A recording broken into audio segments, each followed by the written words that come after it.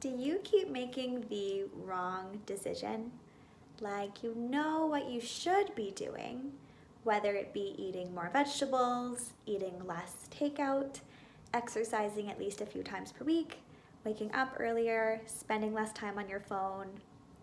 And you have pretty strong reasons for doing those things, like you really want to feel more confident in your body or fit into a pair of jeans. You want to feel healthy and fit.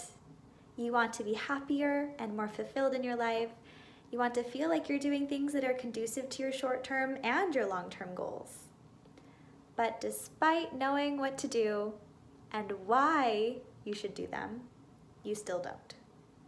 At least not consistently enough to see the desired results that you want, whatever those are.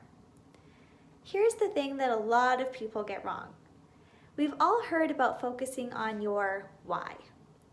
Having a really strong reason for doing something is important in your likelihood of actually doing it, especially if that thing is difficult or goes against what you're used to habitually doing, like preparing a healthy meal when you're used to going through the drive-thru, or waking up early when you're used to hitting snooze a few times. But identifying your why isn't always enough. That's why so many people claim they want to lose weight but still eat poorly. Why so many people complain about how their body looks and feels but don't exercise. So many people claim that they should wake up earlier but still stay up late watching Netflix.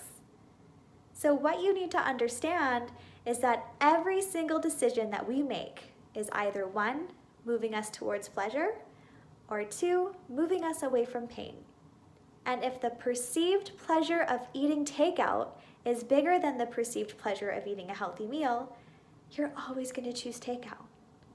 If the perceived pain of working out is bigger than the perceived pain of vegging out on your couch all evening after work, you'll always choose Netflix over the gym.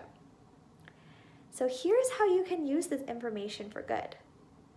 We can identify the pain and the pleasure for both sides of every decision we're faced with in a day. What determines the decision we actually make is the pain and the pleasure that we're focusing on.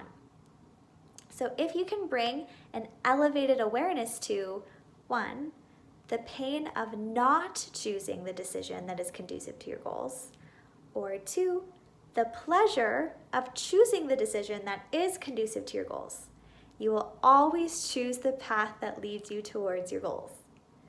Let's use takeout as an example. If you struggle with this, perhaps you're focused on the pain of having to dedicate so much time and effort into preparing a healthy meal. Maybe you're focused on the pain of eating a meal that you don't even enjoy. Maybe you're focused on the pleasure of the highly palatable, high-fat, sugar, sodium meal that gives you an instant hit of dopamine, or the pleasure of getting to leave work on your lunch break to go get food. To change your behavior at the decision-making level, you have to believe that the pain of eating takeout is bigger than the pain of eating a healthy meal, or you have to believe that the pleasure of eating a healthy meal is bigger than the pleasure of ordering takeout. So some examples on how to do this.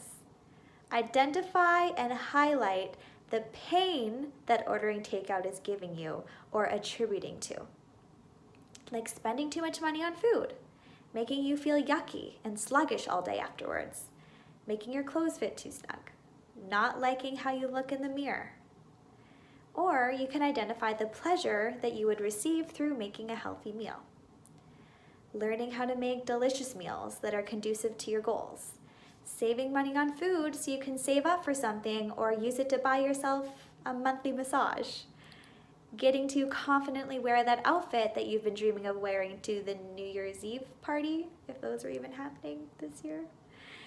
If you keep making the wrong decision, despite knowing what you should be doing and why you should be doing it, first, bring a level of forgiveness to yourself. You don't lack self-discipline, you're not a failure, you're not lazy. Your decisions were just focused on the wrong thing, and it was happening pretty subconsciously. So now that you can bring this elevated awareness level to these decisions, you'll be way more likely to make the decision that you actually want to make.